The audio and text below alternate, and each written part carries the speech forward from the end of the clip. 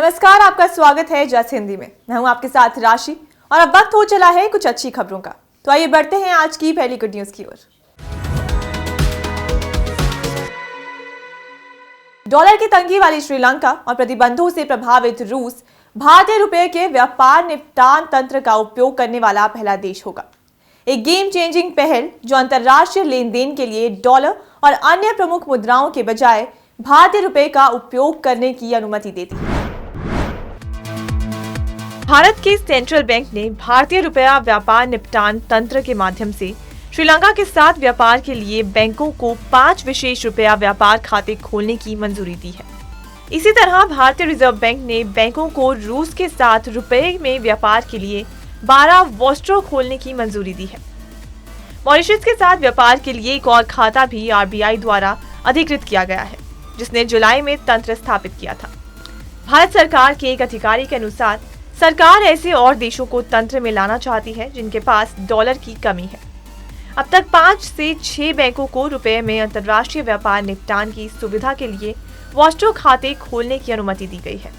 जबकि रूस तेजी से भारत का शीर्ष तेल आपूर्तिकर्ता बन गया है, प्रतिबंधों से प्रभावित देश को भारतीय निर्यात घट रहा है क्योंकि निर्यातक पश्चिमी प्रतिबंधों और एक सुचारू भुगतान तंत्र की कमी से सावधान है। तजाकिस्तान, क्यूबा, लक्जमबर्ग और स्वीडन सहित अन्य देशों से भी भारत के रुपया व्यापार निपटान तंत्र में रुचि आ रही है।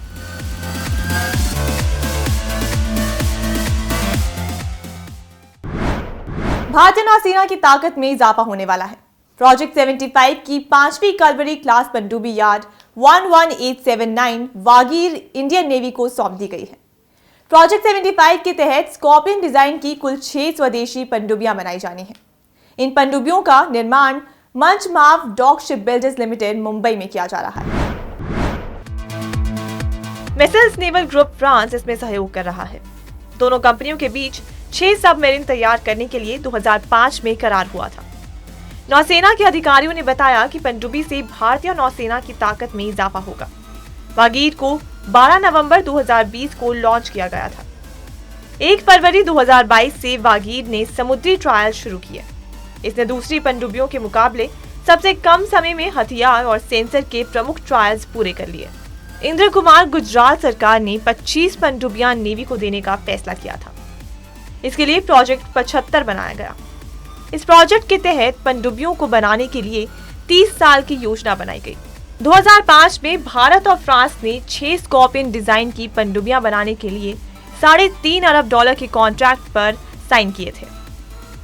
कल्वरी क्लास की पहली सबमरीन 2017 में नेवी को मिली थी। 24 महीने की अवधि में भारतीय नौसेना को तीसरी पनडुब्बी दे दी गई है। पनडुब्बी को जल्द ही भारतीय नौसेना में शामिल किया जाएगा और भारतीय नौसेना की क्षमता में वृद्धि की जाएगी।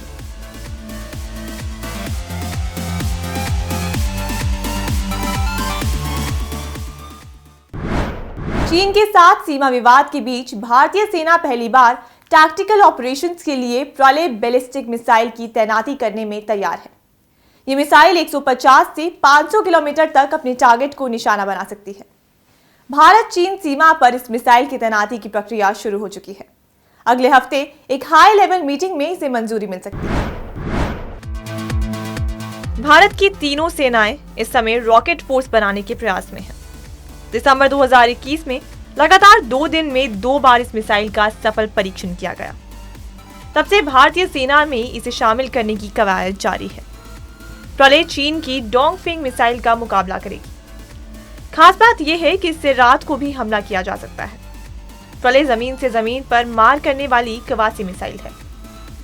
प्रलय मिसाइल में सॉलिड प्रोपेलेंट वाला रॉकेट मोटर लगा है।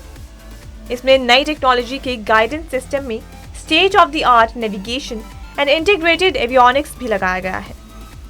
रिपोर्ट्स की माने तो प्रलय के निर्माण की बात 2015 से ही चल रही थी। डीआरडीओ ने अपने वार्षिक रिपोर्ट में इस मिसाइल का जिक्र किया। हाल ही में नौसेना प्रमुख एडमिरल आर हरि कुमार ने कहा था कि स्वर्गीय general Bipin Rawat rocket force बनाने पर काम कर रहे थे ताकि सीमा पर दुश्मन को काउंटर किया जा सके। प्रलय मिसाइल की तैनाती इसी मिशन का हिस्सा है। चीन के पास प्रलय के स्तर की डोंगफिंग 12 मिसाइल है, जबकि पाकिस्तान के पास गजनवी M11 और शाहीन मिसाइल है। गजनवी M11 पाकिस्तान को चीन से मिली थी। गजनवी 320 किलोमीटर, M11 350 किलोमीटर और शाहीन 750 किलोमीटर रेंज की मिसाइल हैं। ऐसे में प्रलय की तैनाती से दुश्मन की चुनौती का जवाब देने की क्षमता हासिल की जा सकती है।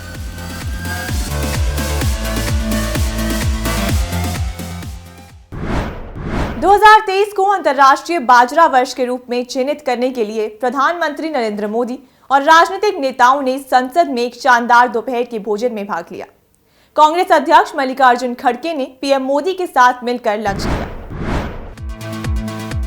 पीएम मोदी ने एक ट्वीट साझा किया, जैसा कि हम 2023 को अंतर्राष्ट्रीय बाजरा वर्ष के रूप में चिन्हित करने की तैयारियां कर रहे हैं, संसद में एक शानदार दोपहर के भोजन में शामिल हुए, जहां बाजरे के व्यंजन परोसे गए। पार्टी लाइनों से भागीदारी को देखकर काफी अच्छा लगा। यूनाइटेड नेशंस ने साल 2023 को इंटरनेशनल मिलेट ईयर घोषित किया है। इसी के तहत संसद परिसर में सभी सांसदों के लिए लंच की व्यवस्था की गई। खाने में बाजरे की रोटी, खिचड़ी, राबड़ी और केक शामिल थे। कांग्रेस अध्यक्ष मल्लिकार्जुन खड़गे ने पीएम मोदी के साथ लंच किया। इसकी तस्वीरें पीएम मोदी ने ट्वीट की। प्रधानमंत्री नरेंद्र मोदी की पहल पर मंगलवार को कृषि मंत्री नरेंद्र सिंह तोमर ने संसद परिसर में सांसदों के लिए लंच की व्यवस्था की। इस दौरान बीजेपी नेताओं के साथ कांग्रेस के नेता भी खाना खाते हुए दिखाई दिए। कांग्रेस अध्यक्ष मल्लिकार्जुन खड़गे ने पीएम मोदी के साथ लंच किया। हालांकि लंच से पहले कांग्रेस अध्यक्ष खड़गे को भाजपा ने कुत्ते वाले बयान पर घेरा था। भाजपा ने खड़गे से माफी की मांग भी की, लेकिन खड़गे का कहना था कि मैंने जो कहा वो सदन के बाहर कहा है। इसके बावजूद कांग्रेस अध्यक्ष मल्लिकार्जुन खड़गे ने पीएम मोदी के साथ लंच किया।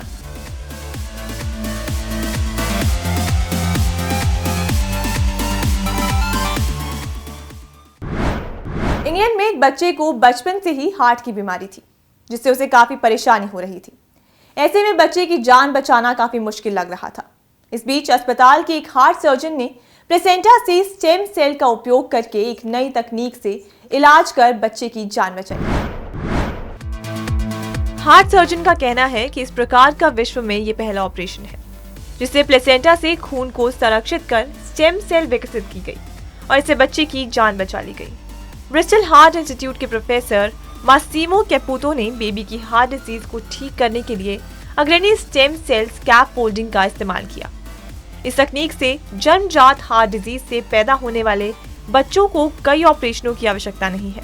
डॉक्टर का कहना है कि इस ऑपरेशन के बाद बच्चा एकदम स्वस्थ और बिल्कुल नॉर्मल है। विल्टशायर के कोशर्म की उनकी मां मेलिसा ने कहा कि हम शुरू से ही तैयार थे कि उनके बच्चे के जीवित रहने की संभावना अच्छी नहीं है। हार्ट डिजीज के लिए उसकी सर्जरी भी की गई थी, लेकिन उसे जीवित रखने के लिए हार्ट और फेफड़े की बाईपास मशीन की आवश्यकता थी। उसका हार्ट सही तरीके से काम नहीं कर रहा था।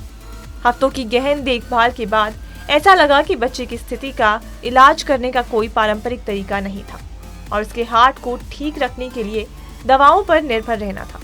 लेकिन फिर डॉक्टरों ने एक नई प्रक्रिया की कोशिश की, जिसमें प्लेसेंटा से स्टेम सेल विकसित किए और मेरे बच्चे की जान बचा ली।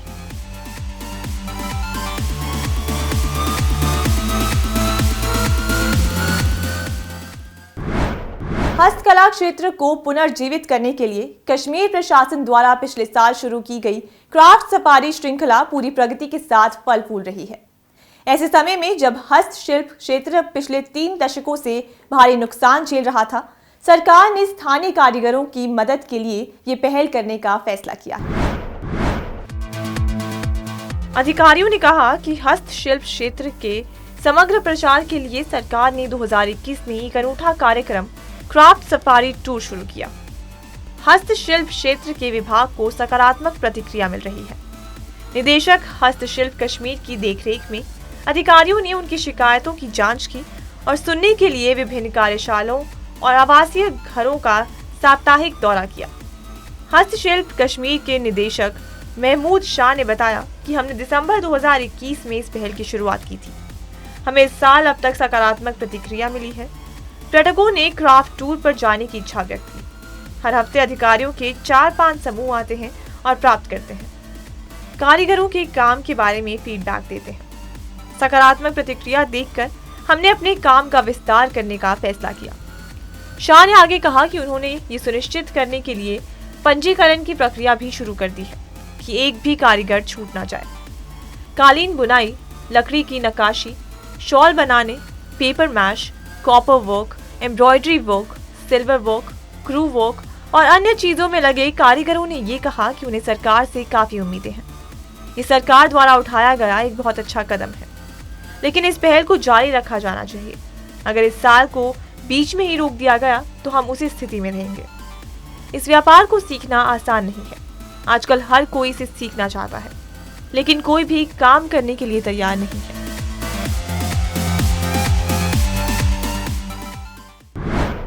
हिमाचल प्रदेश में व्हाइट क्रिसमस की आस बंद गई है। मौसम विज्ञान केंद्र शिमला के अनुसार प्रदेश के अधिक ऊंचे क्षेत्रों में 25 और 26 दिसंबर को हल्की बर्फबारी हो सकती है। न्यू ईयर पर प्रदेश के कम ऊंचे इलाकों में भी हिमपात हो सकता है। मौसम विभाग ने बताया कि 25 से 28 दिसंबर के बीच लाहौल स्पीति, किन्नौर और चंबा के अधिक ऊंचे क्षेत्रों में हिमपात की संभावना बन रही है, जबकि 30 और 31 दिसंबर को शिमला, कुल्लू, मंडी की ऊंची चोटियों पर बर्फबारी हो सकती है। क्रिसमस और न्यू ईयर पर बर्फबारी की खबर से पर्यटन कारोबारियों के चेहरे खिलने लगे हैं। इससे सैलानियों का भी बर्फ के दीदार का सपना पूरा हो सकेगा। प्रदेश में बर्फबारी से पहले ही सर्दी का सितम देखने को मिल रहा है। बीते सप्ताह रिकॉर्ड गर्मी के बाद 2-3 दिनों में न्यूनतम तापमान में 5-6 डिग्री सेल्सियस की गिरावट दर्ज की गई, जबकि बीते 24 घंटे के दौरान 3 डिग्री तक की कमी आई है। मौसम विभाग ने अगले 24 दिसंबर तक प्रदेश के मैदानी व निचले इलाकों में शीतलहर चलने का येलो अलर्ट जारी किया है। साथ ही सुबह से दोपहर तक कम ऊंचे क्षेत्रों में घना कोहरा छाए रहने की चेतावनी जारी है। इससे विजिबिलिटी 50 मीटर तक कम होगी। ऐसे में वाहन चालकों को गाड़ी चलाते वक्त सावधानी बरतने की सलाह दी गई है।